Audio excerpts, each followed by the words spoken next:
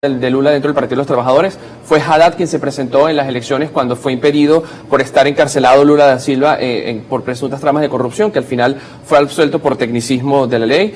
También el hecho de renovar su cartera en el Ministerio de Justicia es algo muy importante. A Lula, cuando en su discurso de investidura lo decía, no hemos ganado solamente nosotros, no solamente ha ganado el Partido de los Trabajadores, ha ganado la democracia brasileña. Lula llega al Planalto nuevamente no solamente por una renovación del voto y la confianza política del pueblo de Brasil hacia él, sino una coalición anti-Bolsonaro. Lo que se vendió en las elecciones era que Bolsonaro representaba la erosión democrática, el ataque al Tribunal Superior brasileño, que es una de las instituciones más sacrosantas dentro de la escena jurídico-política brasilera. Y este respeto a las instituciones que siempre ha demostrado, y debemos decirlo, Lula siempre ha tenido una gran convicción democrática en torno al respeto de la división de poderes y la institucionalidad democrática, es quizás algo que hemos reflejado también en su nuevo gabinete ministerial. Ahora, hablando de esa convicción democrática, algunas voces comienzan a decir que Bolsonaro se habría ido de Brasil, digamos, huyendo de una posible retaliación. Hay una declaración también del presidente Lula refiriéndose a la gestión de la pandemia por parte de Bolsonaro. ¿Por qué se va Bolsonaro de Brasil?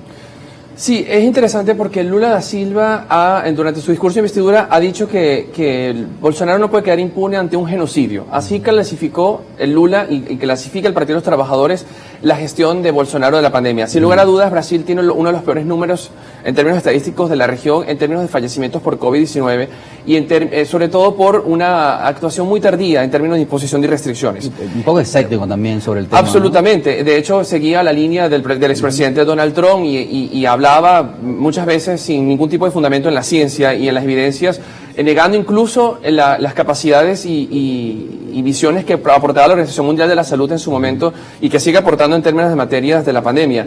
Y esto es algo que queda en la conciencia del pueblo brasileño. De hecho, en Brasil, como te comentaba, hace poco estuve en Río de Janeiro, existe un cierto resentimiento al caso de Bolsonaro por su manejo de la pandemia. Y es algo que está buscando Lula, que pague Bolsonaro de alguna forma. Su ida a Estados Unidos, su salida del país es realmente significativa. Hay quizás temor de un juicio político que pueda ser avanzado en el futuro. La configuración del Tribunal Federal y del Tribunal Superior da pie a ello, hay que decirlo. La configuración del Congreso brasileño también, porque esta fragmentación y esta capacidad de coalición que pueda formar Lula en el Congreso podría dar paso a nuevas investigaciones políticas, no solamente por el manejo de la pandemia, sino también por la presunta trama de corrupción que recordemos que cuando Bolsonaro gana la presidencia, su gran bandera era atacar la corrupción del Partido de los Trabajadores durante no solamente los periodos de Lula, sino también de la expresidenta Dilma Rousseff.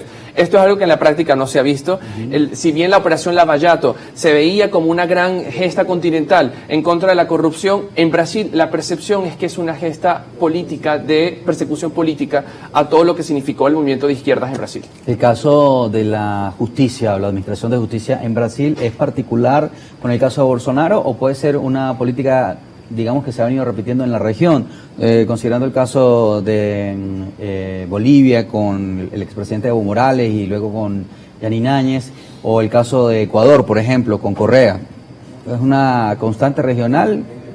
Sí, lamentablemente, cuando vemos el triunfo de Lula, hay quienes lo leen como un retorno a esta marea roja que significó el inicio del siglo XXI para América Latina con el socialismo del siglo XXI.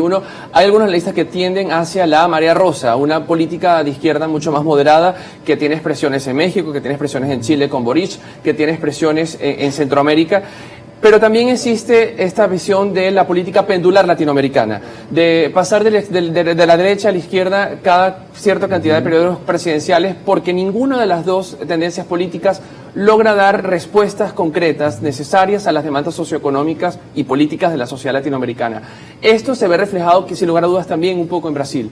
Y el caso de la trama Lava-Jato que referíamos en términos de corrupción y de la implementación de la justicia, tiene coletazos en toda la región. Lo estamos viendo en Argentina. El juicio que se le está haciendo a la vicepresidenta Cristina Fernández de Kirchner también está involucrada con la empresa Odebrecht y con todo lo que significó su acción en Santa Cruz, en el sur de Argentina, pero también en Bolivia con la gestión de Evo Morales. Y es un patrón regional que no queremos pensar que sea algo asignado para América Latina, sino precisamente esta falta o injusticia de cuando los políticos llegan a Latinoamérica a cargos de poder y no saben responder a las demandas sociales de una región profundamente convulsa, con grandes necesidades históricas que siguen estando intentando resolver. Claro, porque da la percepción o la sensación que es cacería de brujas cada vez que hay un cambio político en cualquiera de los países de América Latina, ¿no?